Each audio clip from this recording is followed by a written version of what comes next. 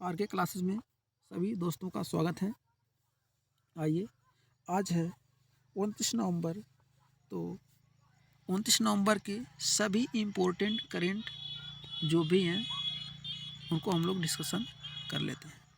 चलिए हम लोग स्टार्ट कर लेते हैं और आप लोग सबसे पहले आप लोग इसको लिखेंगे और ध्यान से सुनेंगे। चलिए स्टार्ट करते हैं।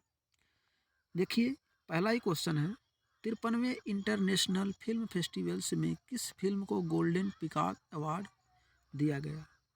तो यहाँ पर ऑप्शन होगा, ऑप्शन नंबर ए, टैगो सुएनोस इलेक्ट्रिक को। ठीक, यह एक स्पेनिश फिल्म है और इसको वर्तमान और भविष्य को पर्दे पर दिखाने के लिए दिया गया है। ठीक, और यहाँ पर यदि हम लोग ऑप्शन नंबर बी की बात करें तो आगंतुक जो कि एक बांग्लादेशी फिल्म है, इसको प्रसाद DI पुरस्कार दिया गया है। और यहाँ पर चिरंजीवी जो कि एक साउथ एक्टर हैं, उनको Indian personality of the year दिया गया है। इसको भी आप लोग ध्यान में रखिएगा। अच्छा, यहाँ पर 53वें इंटरनेशनल फिल्म फेस्टिवल्स की बात हुई है, तो यहाँ पर हम लोग देखेंगे ये हुआ कहाँ पर है, तो यह गोवा में हुआ है। ठीक, चलिए हम लोग नेक्स्ट क्वेश्चन देखते हैं।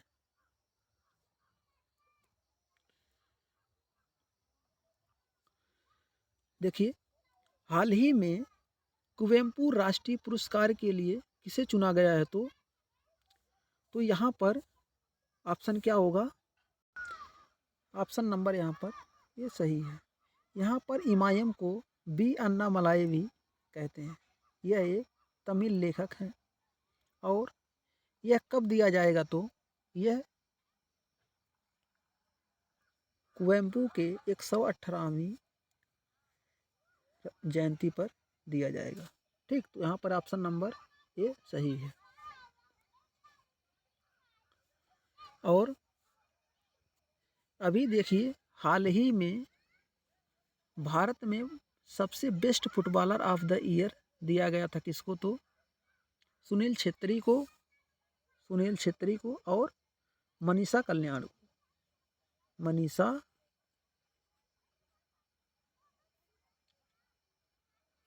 को। ठीक, तो इसको भी आप लोग ध्यान से देखिएगा।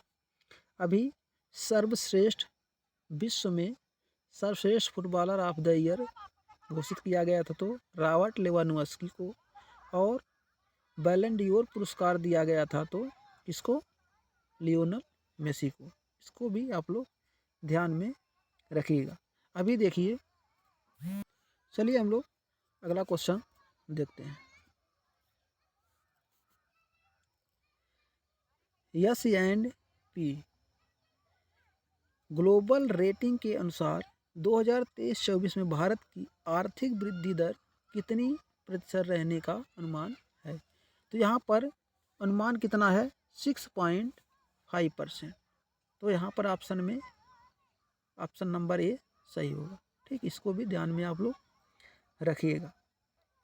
अभी देखिएगा, कुछ महीने पहले ही भारत विश्व की 5वीं सबसे बड़ी इकोनॉमी बना था। ठीक, पहले पर USA, दूसरे पर चाइना, तीसरे पर जापान, चौथे पर जर्मनी और 5वें पर भारत था। ठीक, इसको भी आप लोग ध्यान में रखिएगा। हिंद प्रशांत क्षेत्र वाले में इसी में इसका गणना की गई। ठीक, और अभी देखिए मंदी आने वाली, लेकिन भारत इससे बताया गया है कि कम प्रभावित होगा। ठीक, चलिए देखते हैं हम लोग सेकंड क्वेश्चन।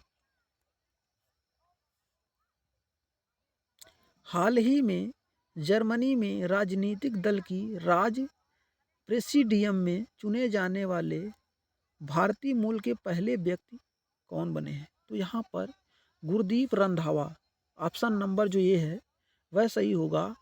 गुरदीप रंधावा जो कि जर्मनी में राज्य स्तर पर एक दल है, उसी में चुने गए हैं।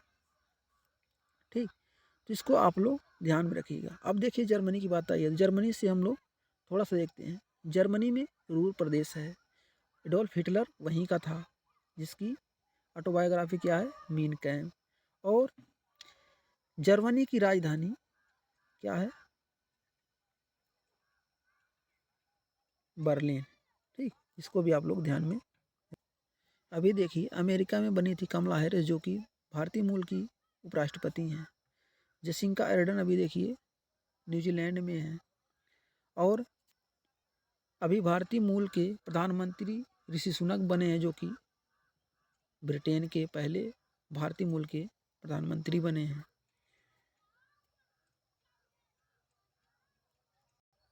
थोड़ी सी नियुक्ति हम लोग भारत में देखते हैं। देखिए सुमन बेरी क्या है, तो सुमन बेरी अभी नीति आयोग के उपाध्यक्ष बने हैं। ठीक, और अभी समीर कामत ऑप्शन नंबर ये, समीर कामत जो है ये DRDO के अध्यक्ष बने हैं। अभी देखिए इसरो के सोमनाथ बने हैं। और UPSC के मनोज सोनी बने हैं। अभी भारत का मुख्य वैज्ञानिक सलाहकार कौन बने हैं, तो अजय कुमार सूद बने हैं। अभी भारत के विदेश सचिव कौन बने हैं, तो हर्षवर्धन।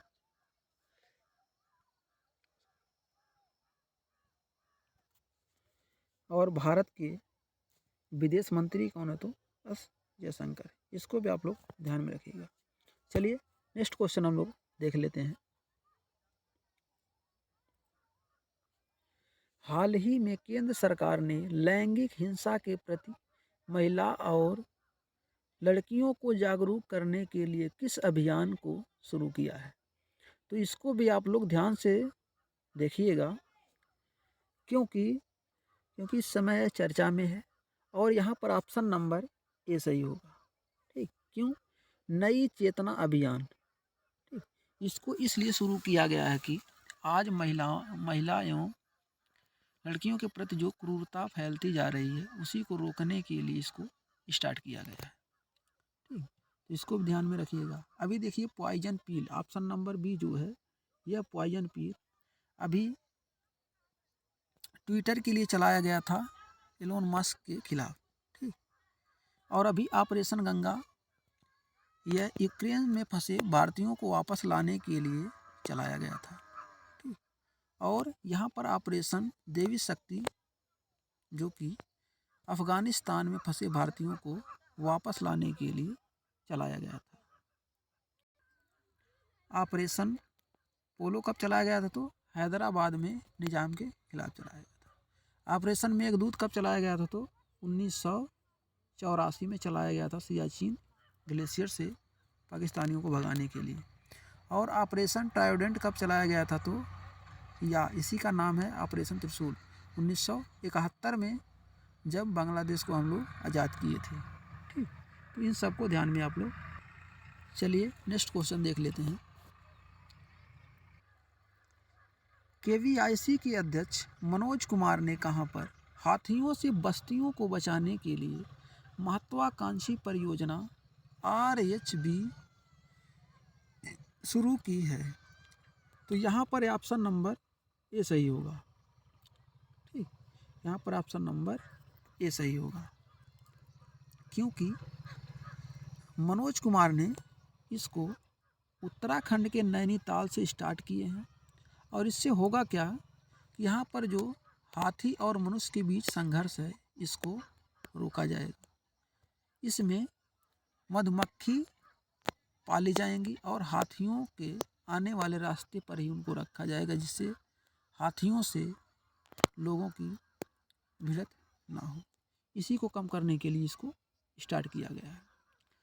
अभी देखिए पानीपत चर्चा में है, तो पानीपत से बेटी बचाओ बेटी पढ़ाओ योजना स्टार्ट हुई थी। ठीक, 2015 में। ठीक, और यहाँ पर देखो लखनऊ में भी ब्रह्मोस निर्माण केंद्र बन रहा है। ठीक, और पैरा बैडमिंटन एकेडमी भी बन रही है। ठीक, एकेडमी। और लखनऊ में अभी नाइट सफारी पार्क भी स्टार्ट किया गया सिंगापुर मॉडल के आधार पर। ठीक, और यहाँ पर देखिए ऑप्शन में बलिया आया हुआ है। बलिया से उज्ज्वला योजना स्टार्ट होती है 2016 में, जो एलपीजी गैस कनेक्शन से संबंधित है। ठीक, इन सबको आप लोग ध्यान में रखिएगा। अभी देखिए राजस्थान सरकार ने चिरंजीवी योजना स्टार्ट किया था। अभी अनुप्रति योजना फ्री कोचिंग के लिए स्टार्ट की गई थी। कहाँ पर? राजस्थान में। अभी उत्तर प्रदेश में स्टार्ट की गई थी क्या? अभ्युदय कोचिंग योजना, इसमें भी फ्री में पढ़ाई की जाएगी। और इसी तरह से अभी झारखंड में सारथी योजना स्टार्ट की गई थी, वो भी फ्री कोचिंग से संबंधित थी। ठीक, चलिए हम लोग नेक्स्ट क्वेश्चन देख लेते हैं। हाल ही में किसे राष्ट्रीय गोपाल पुरस्कार रत्न पुरस्कार से सम्मानित किया गया? तो यहाँ पर आप लोग ध्यान में रखिएगा, ऑप्शन नंबर ये, यहाँ पर ऑप्शन नंबर ये सही होगा, क्योंकि डॉक्टर संजीव कुमार बाल्यान को इस बार राष्ट्रीय गोपाल रत्न पुरस्कार दिया गया है। यह किस क्षेत्र में दिया जाता है? तो यह सर्वाधिक दुग्ध उत्पादन के क्षेत्र में दिया जाता है। दुग्ध उत्पादन के क्षेत्र में जो अच्छे काम करते हैं उनको दिया जाता है। ठीक, देखिए यहाँ पर दूध से जुड़ी हुई बात आई है, तो हम लोग एक बार इसको भी देख लेते हैं। भारत में श्वेत क्रांति के जन्मदाता किसे कहा जाता है? तो वर्गीज कुरियन को। और यह कब स्टार्ट हुई थी? तो लगभग 1970 में लगभग ये स्टार्ट हुई थी। ठीक, दुग्ध उत्पादन में भारत में प्रथम स्थान पर उत्तर प्रदेश है, और दुग्ध उत्पादन में विश्व में प्रथम स्थान पर कौन है? तो भारत है। ठीक, इसको भी आप लोग ध्यान में रखिएगा।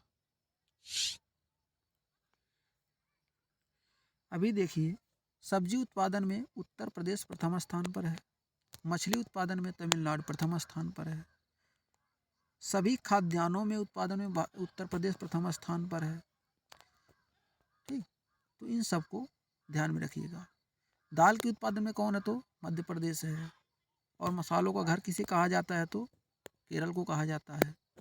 सबसे अधिक फल उत्पादन करने वाला इस समय कौन है? तो आंध्र प्रदेश है। ठीक, इन सबको ध्यान में आप लोग रखिएगा। यहाँ पर देखिए ऑप्शन आए हैं, तो हम लोग थोड़ा थोड़ा इनको देख लेते हैं।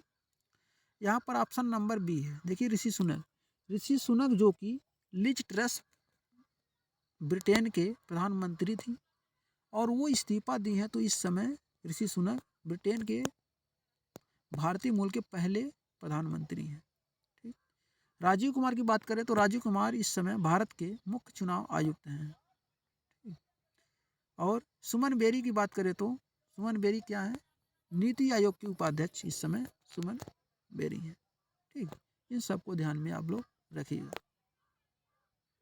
और आप लोग चैनल को जल्दी से सब्सक्राइब कर लीजिए, क्योंकि सबसे पहले वीडियो आप लोग के पास पहुंच सके।